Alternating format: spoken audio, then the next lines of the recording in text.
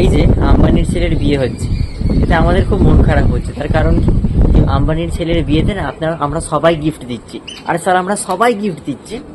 কালকে 3রা জুলাই, আর কাল থেকেই যে রিচার্জের দাম এই পারদ থেকে এই পারদ করে দিয়েছে।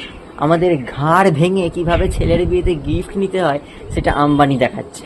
একদম মন খারাপ করবেন না, আমরা সবাই ওই আম্বানির ছেলের বিয়েতে ওকে গিফট দিচ্ছি। কিভাবে? আমাদেরই পকেট মেরে, আমাদেরই বেশি টাকায় রিচার্জ করে। আর আমরা তো হচ্ছি ঘর ছাড়া গরু। আমাদের একবার 5G নেটের লোভ দেখিয়ে এখন বলছে দেবো না, রিচার্জ দাম বাড়িয়ে দিচ্ছে। আমরা কি করে এবার ঘরে ঢুকবো? বলছে ঘরে ঢুক, হয় নাকি? ওদের জন্য আজকেই আমি 1 বছরের জন্য রিচার্জ করলাম। 1 বছরের জন্য তো আমাকে 5G ফ্রি। এবার কি হলো?